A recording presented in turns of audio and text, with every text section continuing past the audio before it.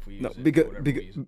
yeah, because in my head, because like for me, I'm not popping in terms of numbers, right? But somehow, some But way, you're dope, and thank that's and God, I'm just like connected. I'm connected with the right. I'm like, I'm not popping in terms of general people. You know what I'm saying? But like when I go 100%. into circles, they're like, "Yo, I definitely heard of you." I'm like, "How?" I You heard know what I'm you. Well, saying? here's the thing too is like when and here's where I get in my head with it as well, right?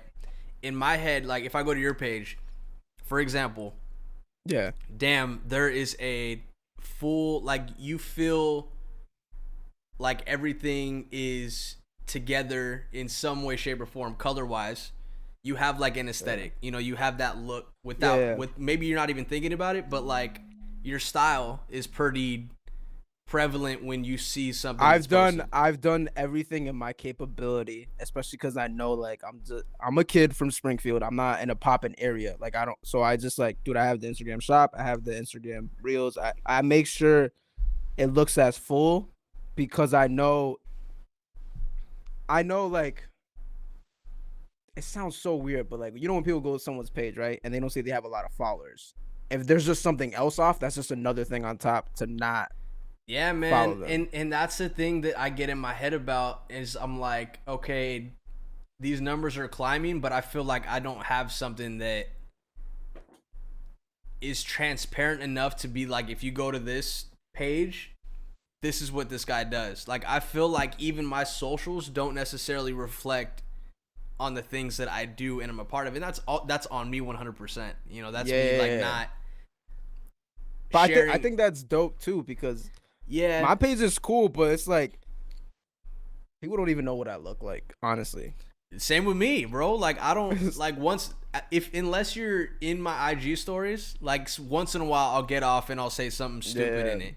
But for me, I feel like part of my imposter syndrome is just like this dude looks like a photographer. This dude looks like a director. He got three, Mm. what is it, 241 screenshots of three different frames that they posted from this poppin' music video with a I get what you're budget. saying. I get what So you're saying. like for me it's almost like I generated this pressure, right? I generated this pressure of like what's my thing to where like I curl up and I'll just fade back and be like, Yeah, yeah, cool yeah, yeah. guys, I'll be back here in a month and a half and post a random photo of this when I start uploading consistently again, Yeah. and but what's Dude, been cool though is like uploading consistently kind of slowly broke me out of that don't overhype the next post or what the next post might be. yeah, yeah, Let it yeah. just be you sharing whatever you're working on or whatever photo you're excited about sharing in that moment.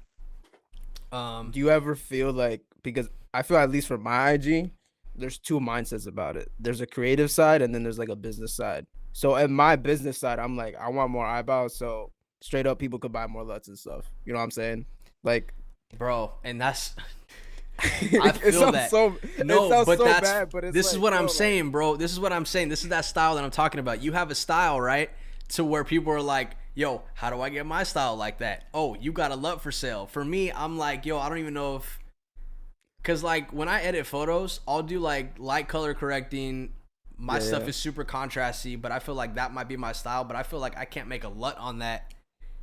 I don't feel qualified to make a LUT on that and sell that. But okay, let's Or my not a thing LUT, or because even like a okay, preset. let's say I'm Let me getting just into be clear coloring. there.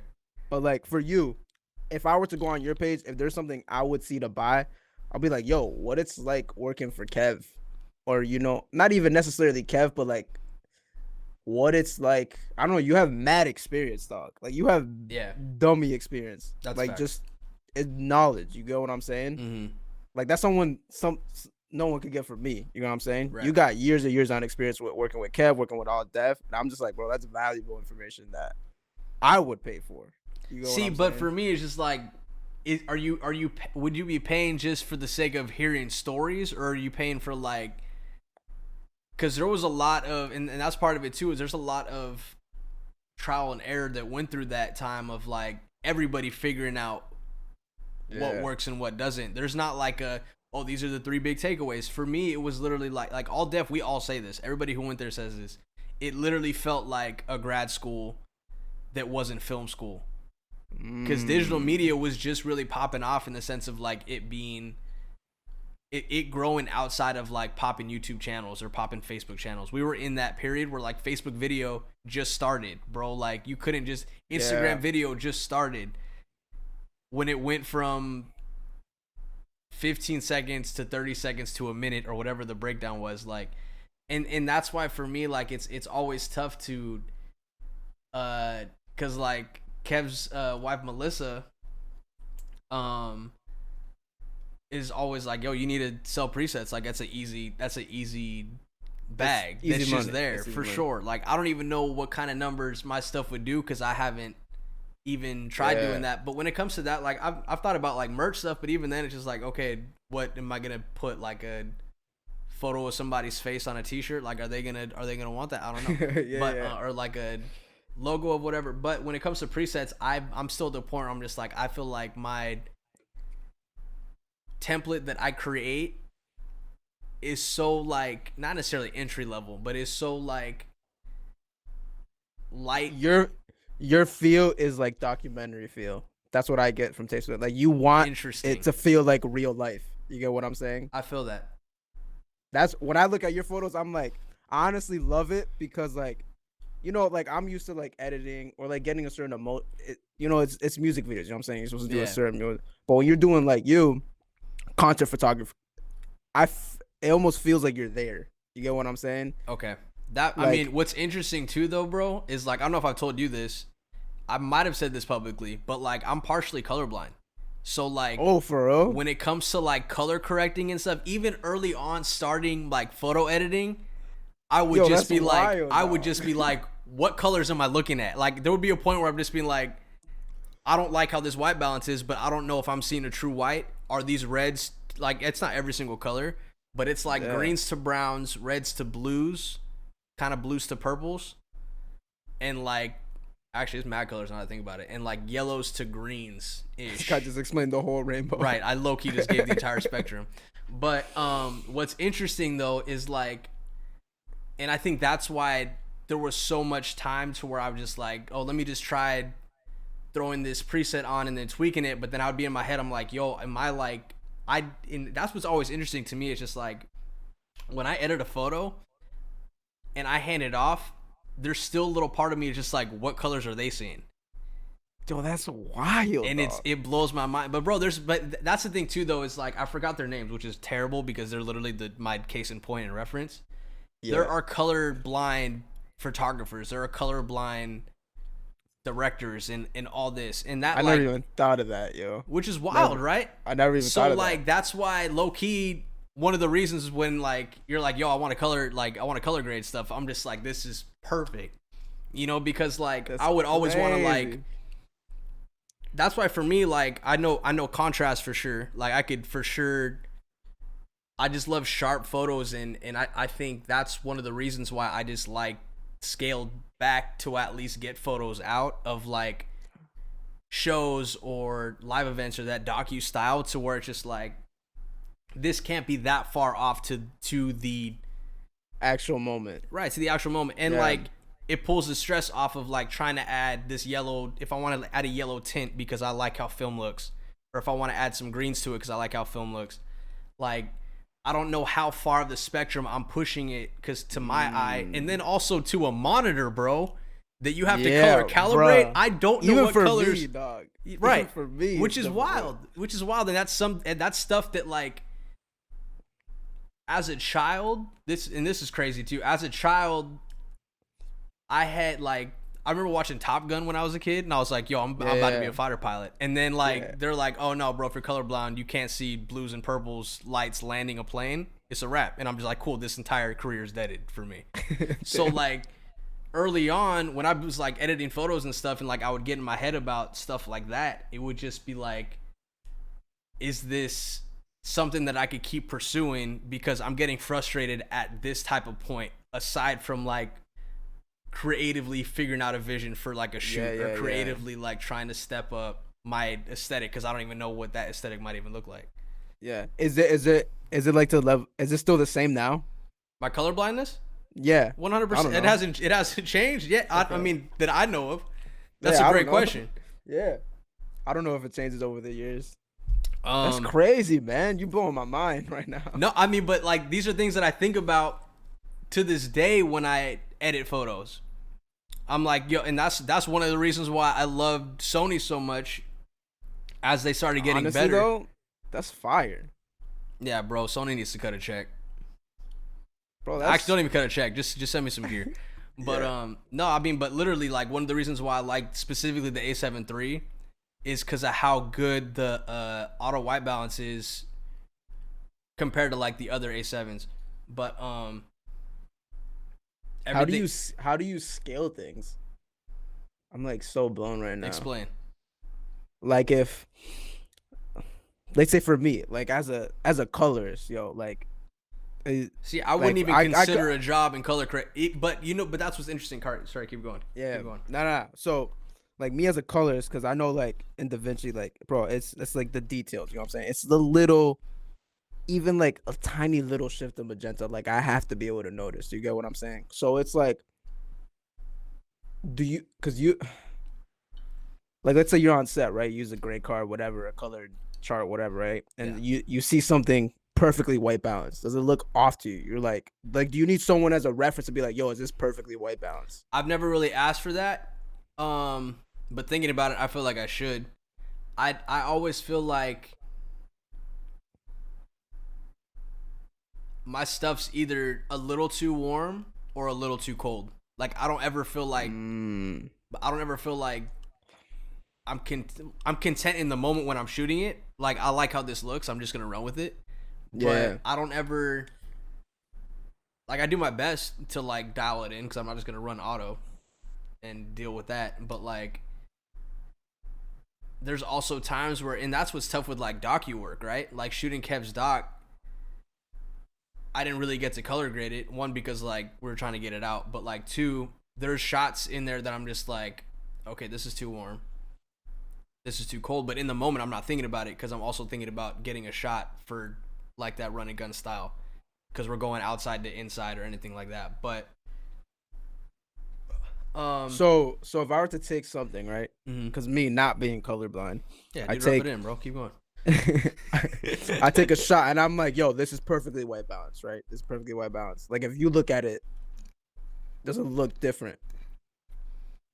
I don't know, because honestly, I've never really been approached with that, because I'm open about being colorblind, but Yeah. I never want to use that as a weapon in the sense of like, help me, I'm colorblind. Yeah. Yeah, like you don't want to be known as, yo, he's the colorblind photographer. Right, but at the end of the day, I don't care, because like, Yeah. I'm at a point now to where like it hasn't ever affected my work in the sense to be like, yo, this dude's coloring's trash or this dude's color is like super whack. Yeah. Like, don't hire him and don't bring him around. Like, people are still bringing me around to shoot stuff like actively. Yeah. I've never let that be like, oh, hey, by the way, I need help because I'm colorblind, or like, Yeah, I'm just trying to see, like, because I'm thinking of it like a camera, right? When you shoot in like S-Log 3 or something, you can't really trust the image. You kind of just have like the that's why it terrifies me. The exposure mode, right? So Yeah. you know how some people set it to like -3. I'm saying, and your brain, like, just like not subconsciously, but like when you're shooting something, you're like, in your mind, are you like, oh, I tend to see things a little bit warmer than they actually are? Do you just take that into account, or is it just like? You know what's interesting though is like when you bring that up, I don't necessarily feel like I think about that. If it is like being seen warmer or colder, I just feel like it comes out how it comes out. Like I'll do my best to match it how it looks, or how I want it to, or how I like how it looks in that moment, and be like, okay, if this is at 48, 50, I'm gonna just match all the cameras up at 48, 50 because I like how this one looks here. But I've never really played to that grade of like, I just know for a fact that my stuff's gonna be warmer and that's just part of the look. Like I feel like there's a lot of times where my stuff comes out mad cold, and that's just or do you sometimes compensate for like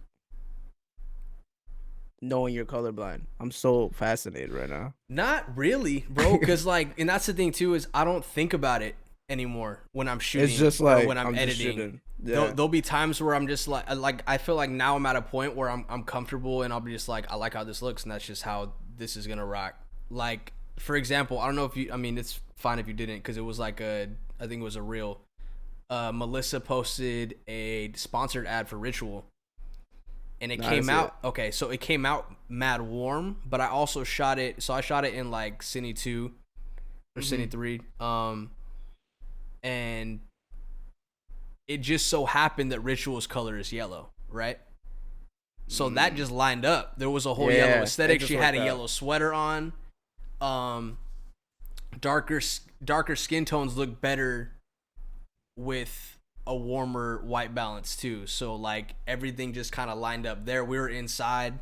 And that's the thing too, is like I had an ND filter on it too, so that also messed with the color a little bit. Yeah. And the pro mist over it, so that kind of like bloomed the highlights. It kind of like took into the color of what it was blooming into. Like there was a lot of moving parts on that, but like it came out warm, but it looked cool because it's just like, oh, this literally feels like it's a full creative like master plan of like yellow just dialed in all over the place. Mind you, like Liz is very good at details with like she likes to wear yellow in general, and like this just all matched up well. But for me, I look back, I'm just like and like I put like a light LUT over it too. That's the thing that's dope too, is like I'll just tweak little LUTs that I get, bro, per the what's it called, like per the frame or per the scene, because like I know that is, and I just kind of just go based off contrast on those. Like, how did these colors look overall? Can I mess with them a little bit? Do I like how it looks on this monitor? I'll take it to this monitor to see what's crazy difference. Put it on my phone. Okay, it's cool. All right, let's deliver it. But yeah, man, cause like I try not to overthink that stuff anymore, because I know that I can't control that. Yeah. And I don't want that to be like crippling in the sense of like I'm not gonna shoot this because I don't know how it looks. Yeah, when you're so focused on it, you're like, yo, I can't do that. It's just like, yo, it is what it is. I'm gonna just do what I can. Yeah, and like I said, part of it is that confidence too, of just like, I think this looks good, and people have trusted my past work to bring me to this moment. So if I think it looks good here, it's probably okay. And if not, I can tweak a little bit. Yo, photographers, step your game up, because I be seeing some of y'all editing and it'd be trash. And I know you ain't colorblind. I got my boy Josh out here killing it. And young photographers, shoot raw. Don't worry about card space. Facts. Shoot raw, because if you blow it in the moment, you got some wiggle room. Ooh, bro. You got some wiggle room. Unless you're using a filter, bro. Oh my gosh. Full disclosure. I did a random Spectrum gig with Kev. I think they posted it and stuff, so I think we're good. But a random like one-off, and this is actually a random story, and you're gonna be like, why are you flexing on me? So the first Compton story that I shot with Problem, we did a quick cameo scene with Snoop Dogg. Oh, word. We pulled up to the dog pound. Jeez. And inside, like, we shot something before for that movie, and inside it was like super quick, so I was just like, all right, let me take this ND filter off, put it down on his studio desk, shot the scene, was still like in shock that, yo, this is really the dog, like he's right in front of me. Yeah. That's wild, man. We get out because he literally only had like a little bit of time, and like literally as I left, I was like, I left my variable ND, and I'm never gonna see that ever again in my life. So wait, what was it? Was it the Polar Pro one though? It wasn't. No, this is what got me to the Polar Pro. So I got you. It was another. If it was a Polar Pro, I'd be like, yo, I need. Bro, don't get me. I asked, but that was a one-way call. Like it wasn't that phone didn't get answered. Bro, same thing happened to me with the Tiffin. It was one of those things where it was just like, I wasn't gonna drop the brand that I left, but I will say. So the next day, I had that shoot with Kev. And I couldn't, like, they didn't have the variable ND in an 82 mil, because 82 mil is not super common. It's massive. Yeah. Shouts to Sony, who I love. But yeah, so I was rocking their 24-70, and I needed a filter, so I just copped any ND filter from Sammy's, right? And I got a long exposure, like, photography daylight one. So it was mad blue, bro. And, like, I remember finally putting it on in the car on the way to the shoot, and I'm just like, this isn't good. Yeah. I mean, I was like, I know harsh blues. I just have to. I know harsh blues, and I was like, I put it on. I'm just like, yo, I have to crank the white balance all the way up. So it was like max, and it was still kind of blue. I'm like, yo, I might be cooked. So I shot the entire thing, and they kept noting. They're like, hey, could we like remove the blue tint that you throw over it? I was like, yeah, for sure. Let me work on it. So I put like another layer, and then just crank the white balance all the way over to, bro. So then like, I was like trying to tweak the saturation over and like pull some hues back, but then like all the other colors were like flaring up. I'm just like, yo, this is crazy. But long story short, we came to a version that was workable, but I was like, that's the story of the reason why. For one of the best lessons I learned, do not cheap out on your ND filters. Just spend the money, yo. Bro. But that's spend the money. Sheesh, bro. Always. Sheesh. Yeah, bro. I remember I had this cheap little variable ND, bro. If you have any ND that's between $50 and $70 or less, do not buy it. Please do not buy them. You are playing yourself. That's all bad. Well, that was a random rant on the case. Initially, we came in late, kind of a conversation of how did that start? The IG situation. Trying to build your following. Oh yeah, so that leads into our first question. What are tips you have for creators trying to build a following and client base? Listen, all artists care about is ND filters, dog. That's it. So just run back that 20 minutes and you'll find something in there. You'll be good. Shoot raw and get good ND filters. Next, I'm just kidding. No. Honestly, those are two questions in one. Cause like how to build a following, I believe create, shoot, move with the core values that you really believe in, and I believe people will gravitate towards that.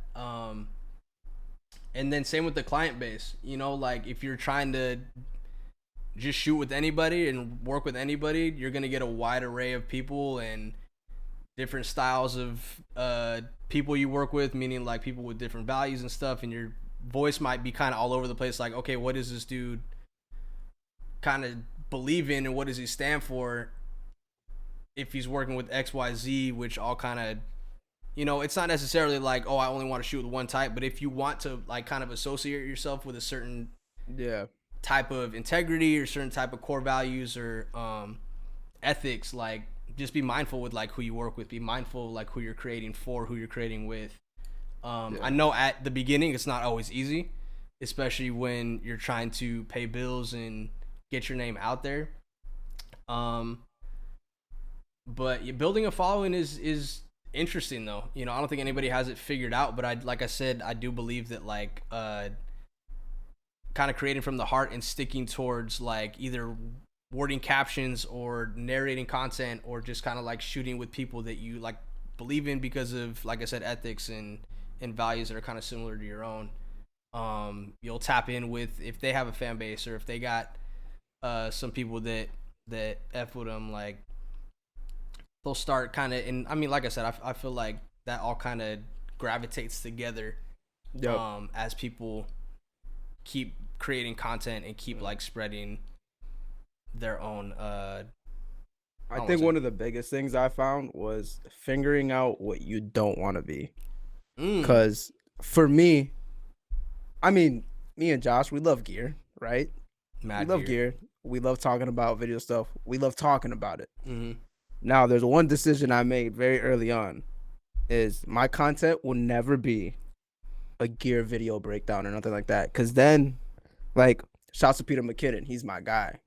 But I don't want to be known as that guy that's giving tips and tricks. You get what I'm saying?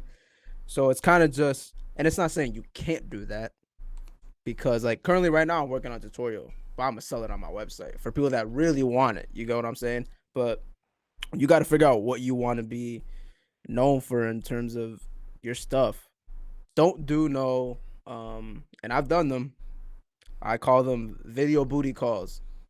You just got to be patient, man. You got like the hold on, bro. You can't just drop in something that title. I'll break it down. Okay, yeah, bro. Give us a breakdown. Video breakdown. You know what I'm saying? So you inside a relationship, right? I'm gonna break it down. You inside a relationship, fall in love, then you get your heart broken, right? After, bro, you start getting booty call. It's so easy. You know what I'm saying? It's like, but You know what I'm saying? It's the same thing with videos. You know what I'm saying? You get your client, you get one good artist that you really love to work with. Boom. And then, you get reached out with a ton of like people you don't necessarily even want to work with, but they're paying good. Or you know what I'm saying?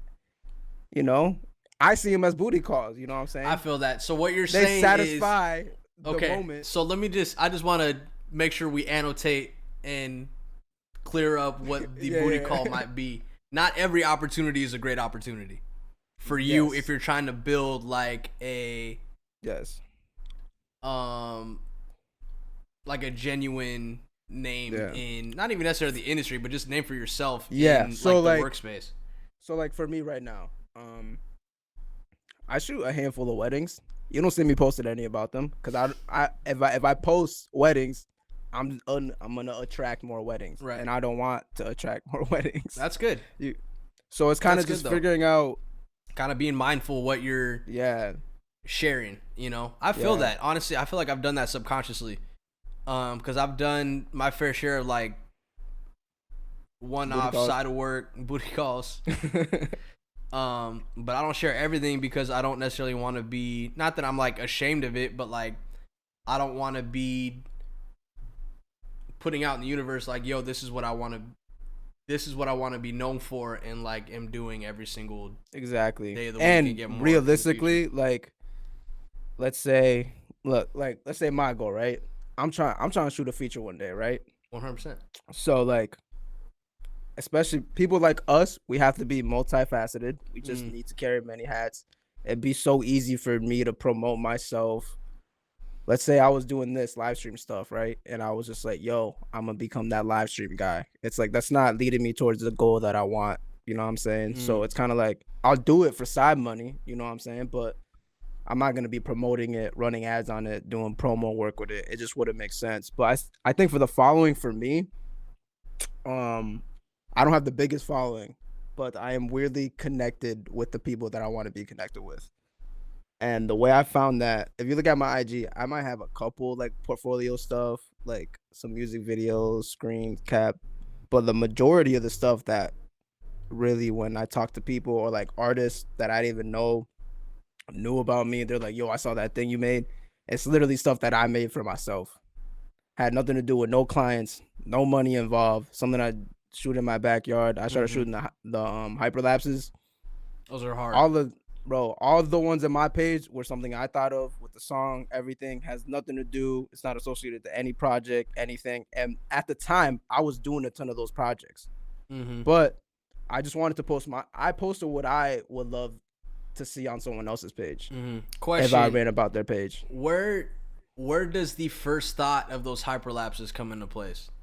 Bro, I'm gonna be straight up. It's God. I really don't know. Like, it just popped in my head, and it's just, bro, straight. It's honestly music. I would say when I'm listening to music, I guess it pops in my head. Do you see stuff when you listen to every single song? Yes, Dang, I try bro. to. I see. I don't know, man. Maybe I get distracted too much by the song itself because I really love the music. But there's definitely songs where I don't feel, I don't see nothing. But because like for me, I'll be mad inspired by like hearing a song and be like, yo, I really like the song. I want to do something to it. I get that. And then I'll be like, yo, I want to do something to it. But then I'll just be like, okay, where do I start creatively on this? I guess for me, it's more like I usually don't do that. Sometimes I might will, but usually I'll be like, if I don't see something visually, I'll be like, oh, this ain't for me. That's good. And it's unless, I'm being hired, you know what I'm saying? And they hit me with the song and I got to come up with a treatment. That's something else. So I'm gonna just take this a direction then. When you, because this is, I want to know too, in terms of process, if someone's like, yo, I got this song that I want to do something for, and they send you the record, and it's trash, whether it's released or not, I don't want to say if it was trash, bro, but like, what is your starting process, regardless if it's trash or not? We can go to if it's trash, but I don't necessarily want to air anybody out. But like, what is your starting process to throw ideas on in terms of like writing a treatment? And a treatment meaning like an idea for a music video, like creatively. This is assuming I know the budget or whatever. Like that part is No already budget. handled. No budget. Okay, so if someone just slides in my DM, yo, I'm trying to shoot a music video, right? Mhm. First question I ask is, what's the budget? The reason being, and this is the tip for all you creators out there, I've had moments where it's even people that I just thought, I don't know, they're just willing to put in money into this project. It's not even that they don't have money, nothing like that. It's just how much are they willing to put into this project, right? Sometimes they just don't want to spend a lot of money. I get it. But the reason being, dude, I had moments where, you spending time and energy to send me the song. I didn't make a full treatment, but I'm kind of dabbling. Like, I'm consuming my time, my time. You know what I'm saying? And then I was just like, yo, what's your budget on the project, just to get what equipment could we get? And they hit me with like the $200. I'm like, because the reason being, if that's the first thing I always ask. What's your budget? Cause I have a cap where it's just like, bro, like if it's not above that, it honestly ain't worth my time. And yeah, it's just straight up period. It ain't worth my time unless I really like the song. You get what I'm saying? If I really like the song, bro, I've done how it is. I've done plenty of stuff for free. That's out of the question. But once a client is hitting you up, the first thing I always ask is, what is the budget? Because if they can't meet that budget that you're not willing to go under, that's okay. You can say no. I think it's more valuable than saying no than you meeting them at your level. Yeah. Okay. I would say it's better to say no. Okay. So you find the budget that's decent. Okay. That you can work with. Okay. What's the first thing? What's the first thing you do that throws up on the board? They send me the song. And it's not trash. First, let's assume it's a good song. You're like, okay, I can vibe to this. I can see something with it. Okay, cool. I listen to it and it's just things just pop up in my head. Like, I don't know. Or the best thing is trying to find a reference. So I guess the way I view it, sometimes I listen to a song and it's just clicks. I just see like, yo, we have like it's usually crazy ideas. Always 100% crazy ideas we can't do. But I don't like to limit those ideas because it usually leads to the final idea.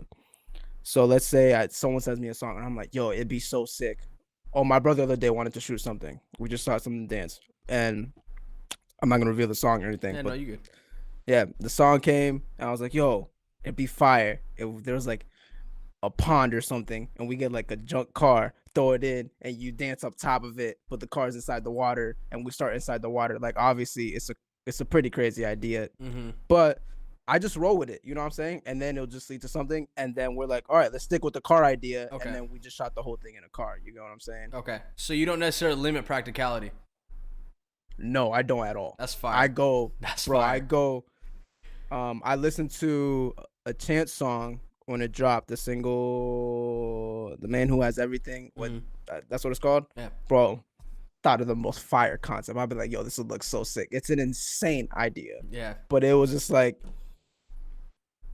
I definitely don't limit myself, even on any project.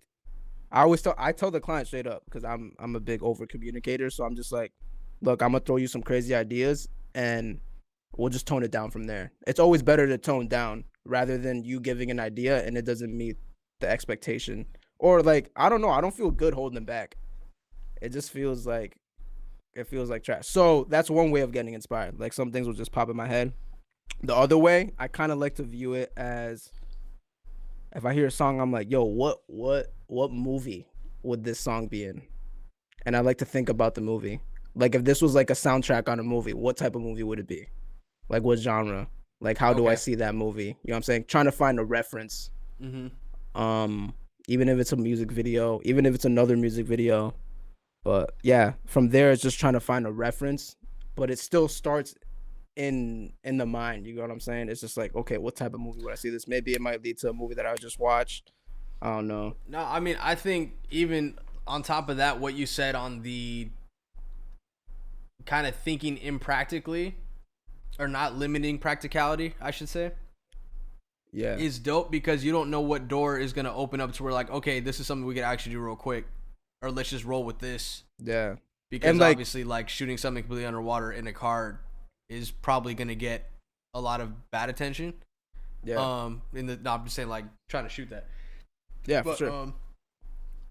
but like, because it's dope for me. I think I think about it backwards, and I shouldn't.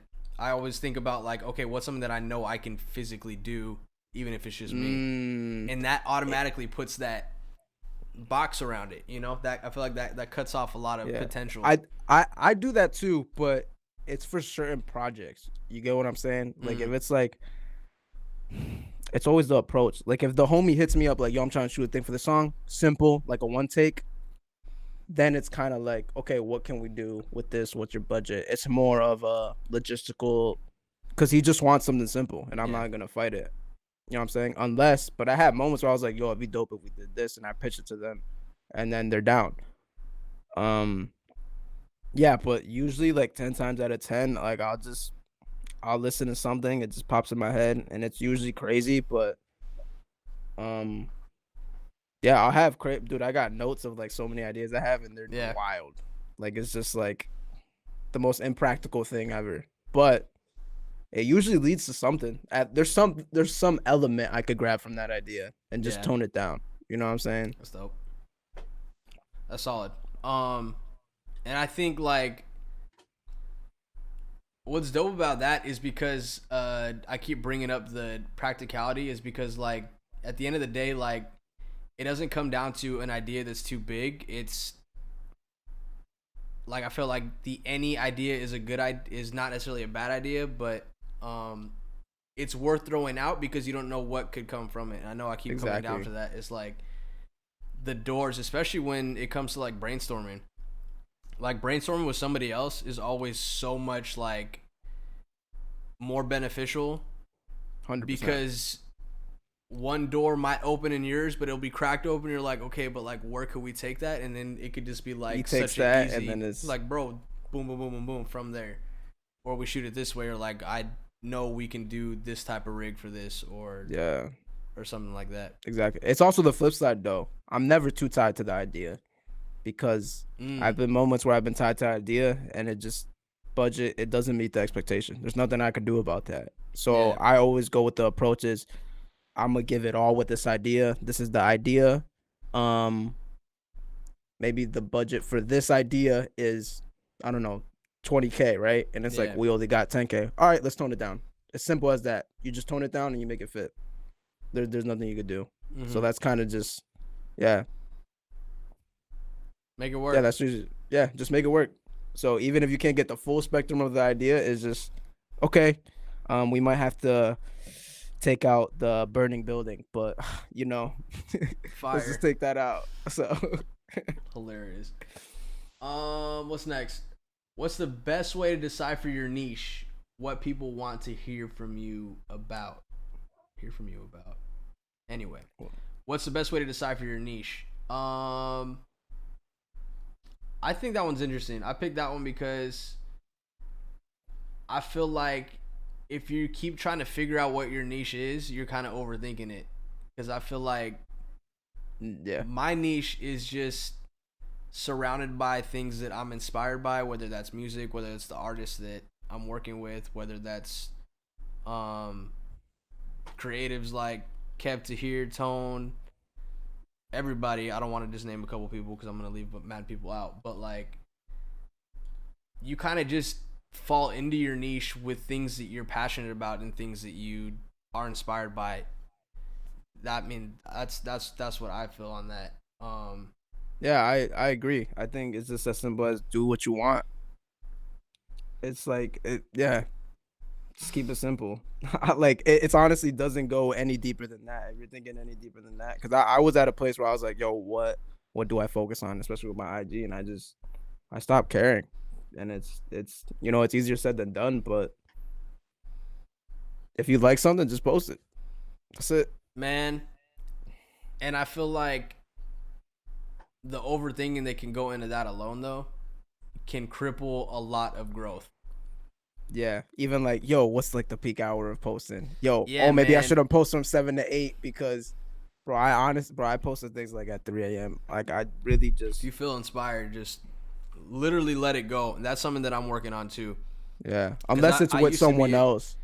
But right, like, and if you need like a cosign for, you know, for approval, that's another story. But I I feel like for me, I used to be in that headspace of like, oh, I gotta post between 4 and 6 because people are getting off work, people are commuting, people are on their phones. Yes.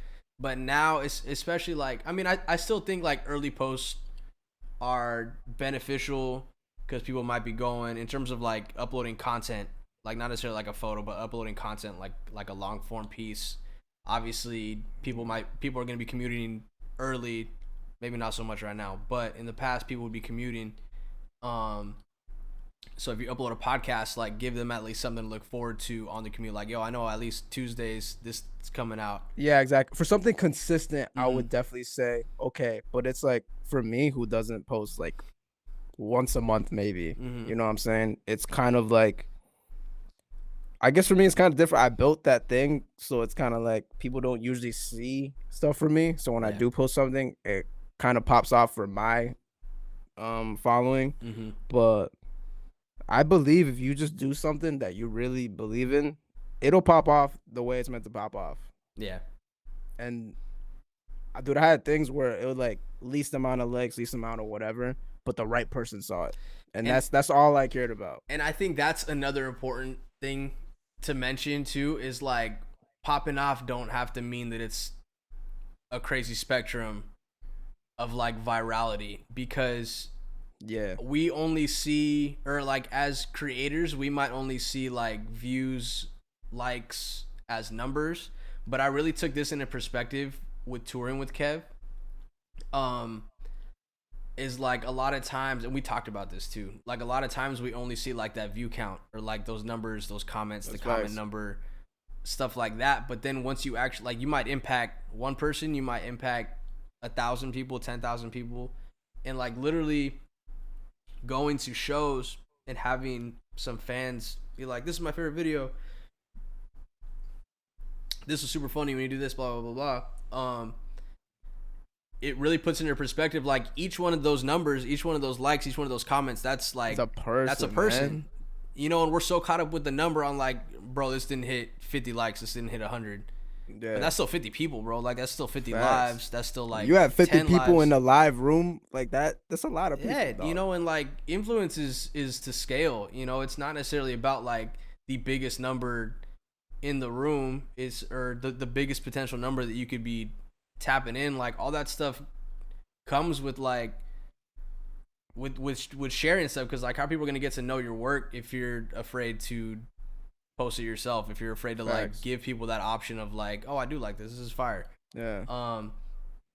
But I feel like you never know who's watching. They could be in that 1 of 10, they could be in that 1 of 5, they could be that one, you know, like I'm a direct witness to that. And it's like, and that's something that it's almost like that mentality of like what you're posting now is like the end all be all. Like this is the only thing anyone's ever gonna, bro, there's gonna be 30 million more pieces of content. It's just post it, and the right person, just make sure what you're posting is what you love, what you would want to see from someone else's pages. That's it. The rest is just technical stuff, really. Yeah, man. And like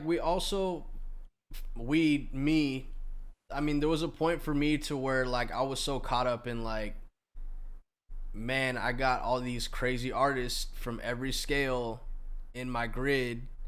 My next post needs to be something just as big, or like I'm not going in the right direction. But it's not fair to say that and do that, because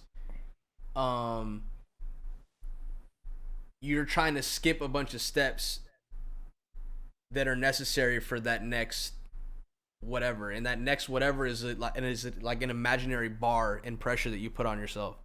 Yep. For me, it was like you forget the steps that led up to that, and you're just like, oh, that photo was a representation of where I'm at in this moment. It needs to match the next one. It needs to do this, this, and this, and like that's not fair, because you forget about the work, the prayers, the working 2 jobs, going to school, all this stuff. Like you forget about all that because like you're focused on like what is next. Just one little, you know, and that's not fair to your own growth and your own journey. By worrying too much about like what that next post might look like, what it's gonna do numbers wise, and all that. If there's any there's a lot of things in life you shouldn't be impulsive about, but I'm impulsive about posting. Just Let your do it. content fly. Yeah. Unless it's trash. Nah, I'm Yeah, playing. and I know I'm gonna get yelled at because that's something that I don't do all the time, but like that's something that I like am actively working on. Yeah. Is like just letting stuff go up, you know.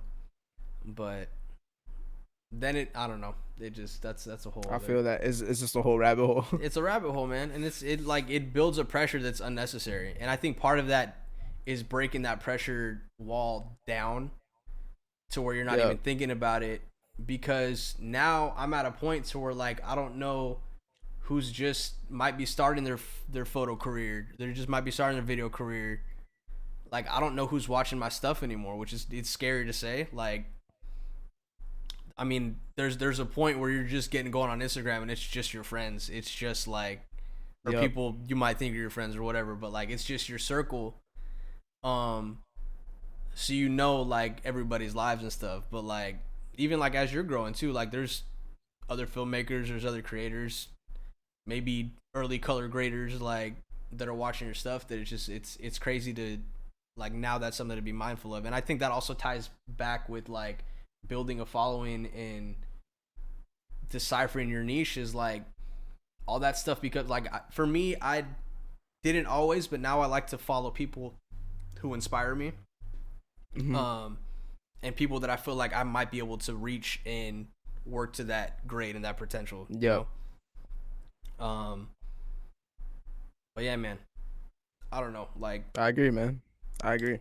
It's just it's like a lot of pressures that like were never thought about, you know, that are just and they just like come at and there's no prep for it because you don't get those pressures till you're actually doing it.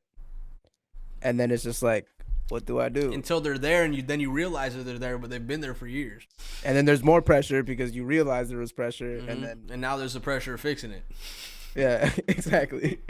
There's just pressure everywhere, dog. Man, and I think that can kind of tie in with how do you build a social media presence for your creative work without losing your personal privacy. And that's tough, you know, like. I don't believe there is real privacy anymore if you're having like a social media presence and you're including your work on the same page that you're posting your dog on, or you're posting like a family photo on. Like, this is honestly a weird question because it's like, how would you build a social media presence for your creative work without losing person? It's like if you're planning on being on social media and you're worried about privacy, you probably shouldn't have a social media. Mm-hmm. I'm gonna be straight up. It's just there is no privacy, and it's definitely you can contain it to a degree. Like for me, people don't even know what I look like for like 90% of the time. Like every shoot I go on, they're like, "Oh, I didn't," you know. They're like, "Yo, I'm here," and they're looking around, and they're like, "I don't know what you look like." So it's kind of like I do kind of have that mysterious vibe to my Instagram, but I mean. It's rather I'm really down for something or really not. So if you're really about social media, it's kind of just do what you do, and if people get to know you, that's cool too. You know what I'm saying? But if you really are worried about privacy and all that, I would just say social media ain't for you, dog. Yeah, it's a double-edged sword, you know, because like.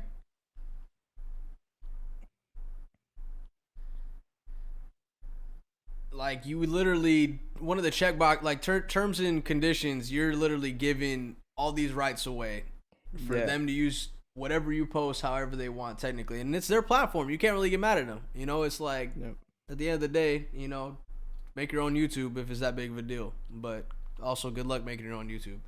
Facts.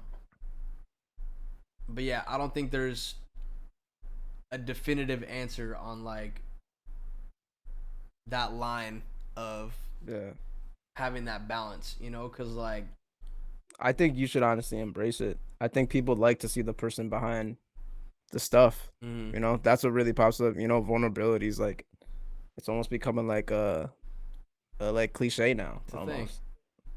So it's like, dude, just embrace it. And if you aren't willing to embrace it, then I don't know, to be a behind the scenes person and just have social media be for your friends. Yeah. I know many people who are popping that don't have IG like that, and that's cool too. You know what I'm saying? Don't feel 100%. pressured to start a whole social media presence because your homies are doing it. You know what I'm saying? I mean, it definitely depends on your career field. If you want to be a YouTuber, Probably gonna need to do it. probably. But yeah, if you're trying to be like a sound engineer, I think you'll be all right without Instagram. Yeah, you're probably straight. But definitely, I mean, you gotta allow people to connect with you on every platform that they're already using. Facts. If you want them to be a part of like your daily content consumption, which is interesting to say, but Yeah, that sounds weird. But that's that. Last one I picked is how do you stay motivated when facing adversity? And I feel like this one's an interesting question because 5 years ago I would have said thug it out and keep working. But if something's happening in your life, at the end of the day, you can do your best to stay motivated, but you got to feel what you got to feel. And if that means you got to go offline for a minute, go offline for indefinite if you need to. You know, because, I mean, you won't ever be able to heal through stuff if you don't go through it and feel it. And then learn how to process it and deal with it. Because, like, I don't know to what degree adversity might have been in context when writing this question. Yeah. But if you're grieving, like if you lost somebody close to you, like grief is not linear. You're just not going to take a week off and like hop back into it. Like you might need to take some time off and then learn to work with it. But I think that motivation comes, there's not like an on and off switch when it comes to motivation or inspiration for me either. You know, like if something I'm working on is like as soon as I feel motivated or inspired to do something, just kind of like chip at it or try something, like write something down on it. So you don't forget it.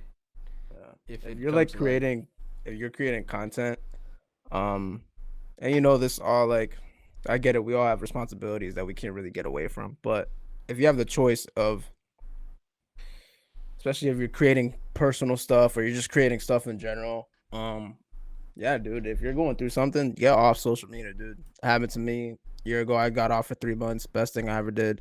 It's just your health is more important than whatever likes you're gonna get. It's just, or whatever opportunity you're missing. You know what I'm saying? And even better yet, if you do get an opportunity at that time, do you really want to be working in that state? I personally don't. I'd rather be going through, feel what you feel.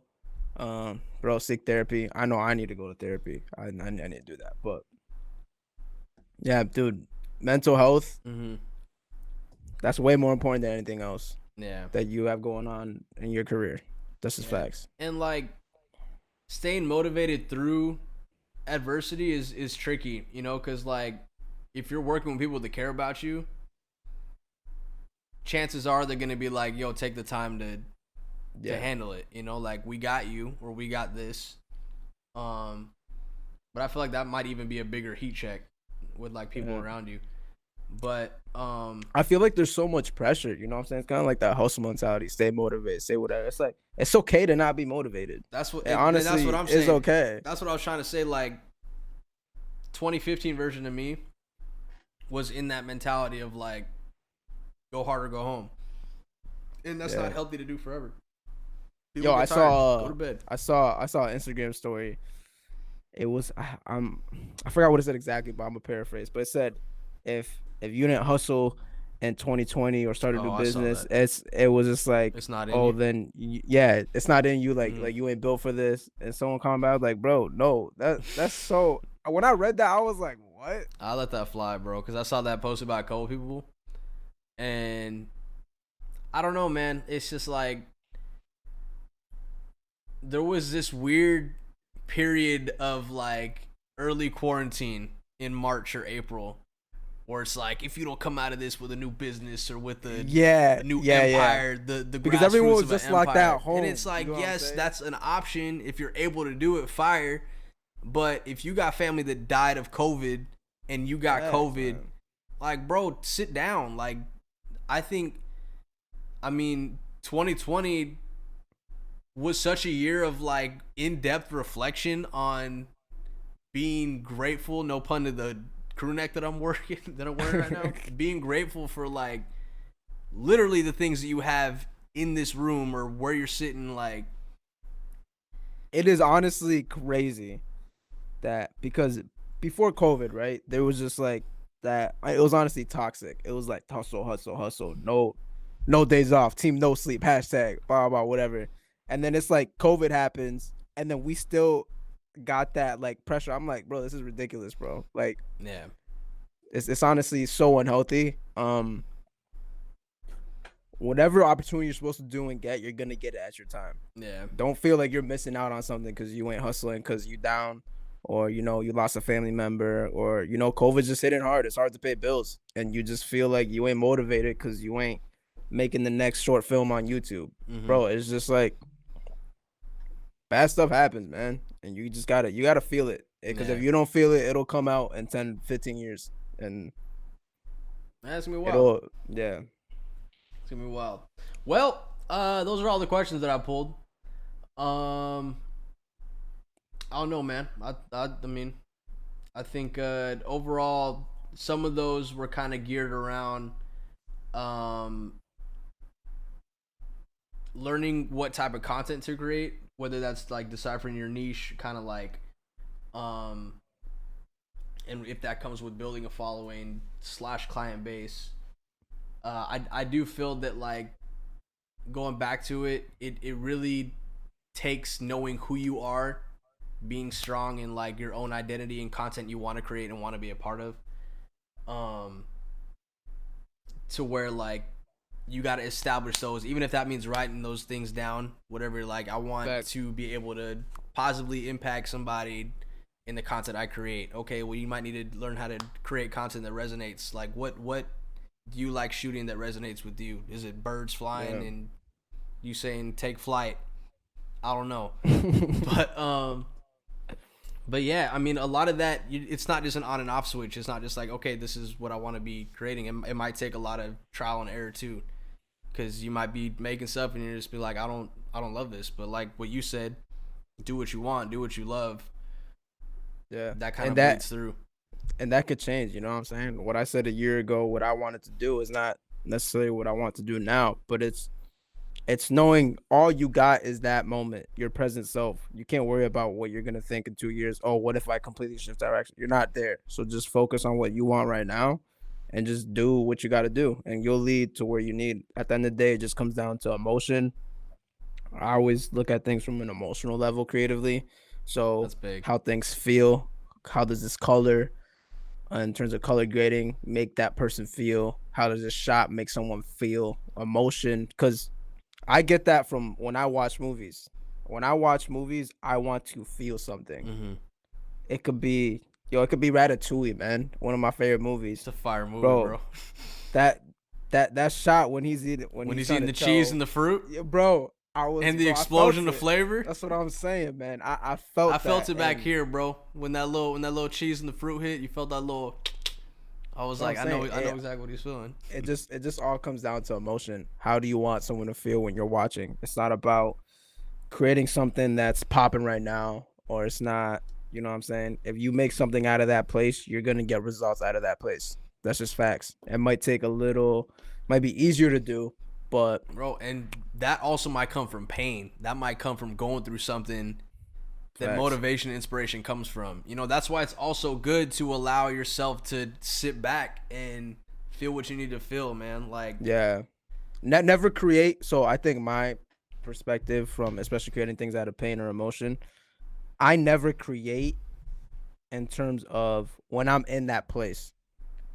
I might think of an idea or whatever, but I always execute it when I'm in the retrospective state. Okay. When I'm looking back at it and I'm learning from it and I'm able to sit back, right? It's almost like that idea of like, yo, when was the last time you slept? Like, yo, sleep on it. You know what I'm saying? Yeah. If you're angry right now, don't make decisions when you're angry. You know what I'm saying? Don't say anything. It's okay to formulate something. It's okay to put down your thoughts. But yeah, because I know when I'm in pain or I'm dealing with something, I might have ideas, just creative ideas. I'll write them down. I'll sit on them with music. And then after, After I felt it, I'll look back on it as like, yo, what did I learn from it? And those ideas might not even been good, or sometimes they're great, or they might need to be tweaked, just because my perspective has changed. It's good. So, yeah.